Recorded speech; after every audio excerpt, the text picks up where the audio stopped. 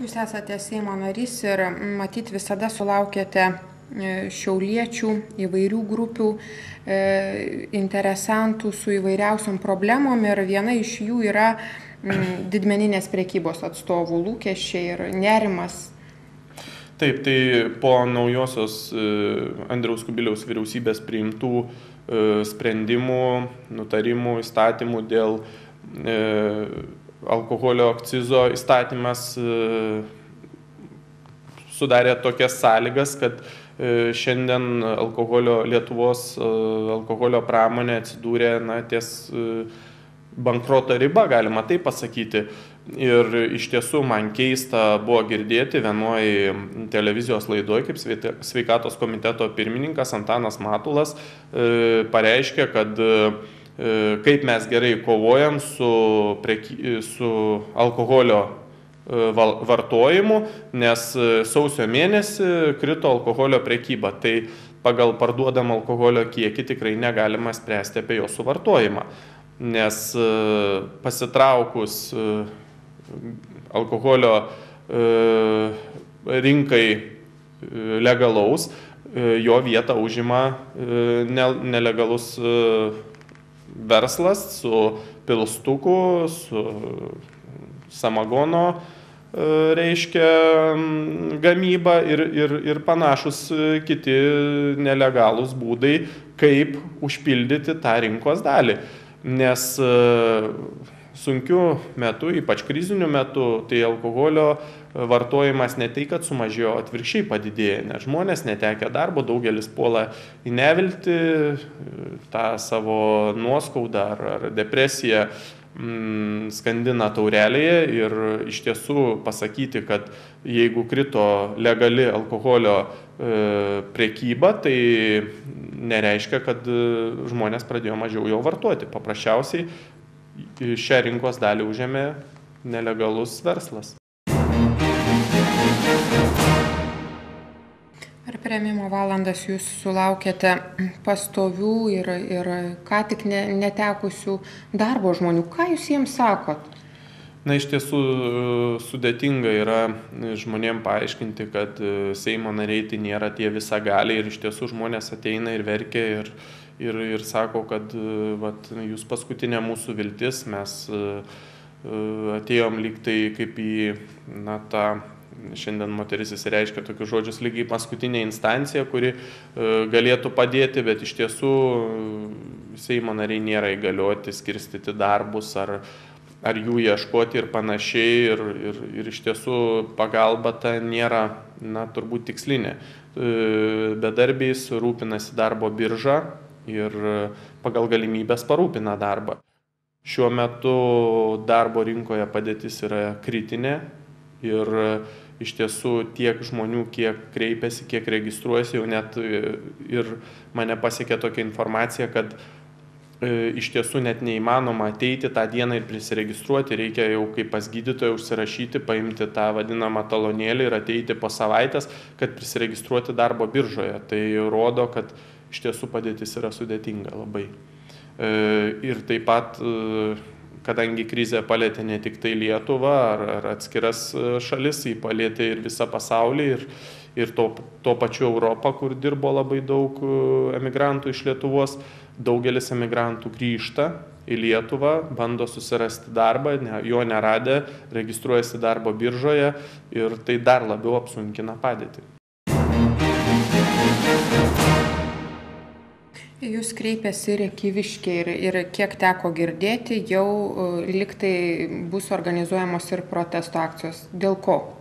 Iš tiesų, Rėkyvos bendruomenė vasario 22 dieną, tai yra vakar, turėjo susirinkimą, kur 533 parašais patvirtino, kad jie nori išsaugoti Rėkyvos parką, jų pačių sodintą ir nepritarė dabartiniam siūlomam tarybos sprendimui, kuriuo būtų pripažinta, kad ši teritorija atitenka į rekreacinę zoną ir reiškia jinai būtų gražinama prieš tai buvusiam savininkui. Iš tiesų jie nori palikti parką, jie už tai, kad būtų išsaugotas parkas, kad šis žemės sklypas nebūtų gražintas savininkui, tikrajam savininkui, jam būtų atstatyta nuosavybė kitoje vietoje, arba tai, kaip numato įstatymai, kompensacijos ir panašiai.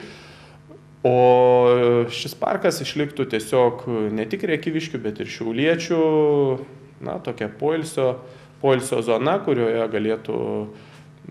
galėtų turbūt pradžiuginti ne vieną Šiaulių miesto gyventoją, bet ir atvykusius svečius.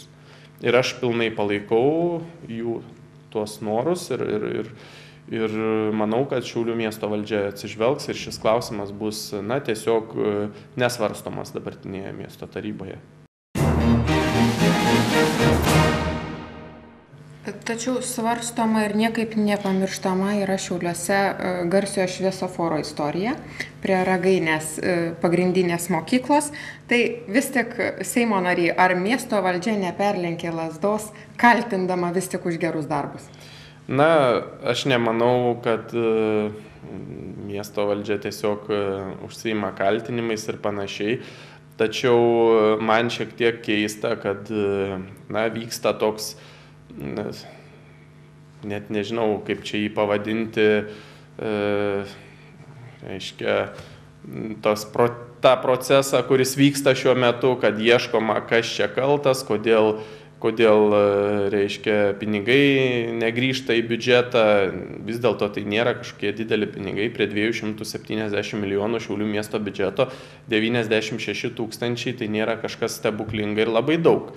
Tačiau norai susigrąžinti bet kokius pinigus, kad ir tokius į biudžetą, yra visiškai pagristi ir suprantami. Ir manau, kad buvęs susisiekimo ministras Algirdas Butkevičius, kuris tiesiog yra davęs ir asmeninį pažadą, kad tie pinigai bus grąžinti. Ir dar kartą man teko su juo kalbėti praeitą savaitę ir jis kalbėjo su ministerijos darbuotojais ir jie patikino, kad 2 savaičių bėgy šitie pinigai bus atstatyti. Tačiau yra ir kita šios istorijos pusė. Tai tie žmonės, kurie šiandien taip rūpinasi biudžeto pinigais, visiškai nesirūpino pastaruosius 4 ar 5, gal sakyčiau, metus, kad tas šviesoforas atsirastų prie Ragainės mokyklos. Ir iš tiesų Ragainės mokyklos bendruomenė kreipėsi ne vieną kartą ir į miesto ūkio plėtros skyrių ir infrastruktūros skyrių. Ir kreipėsi į direktorių, ir į direktoriaus pavaduotojus, ir į prokuratūrą, ir į policiją. Ir visur gaudavo atsakymą vieną ir tą patį. Pinigų nėra, kai bus pinigų, tada pastatysim. Tačiau nežiūrint į tai, 2007 metais buvo sužalota 13 pėsčiųjų, iš kurių visi 13 buvo vaikai.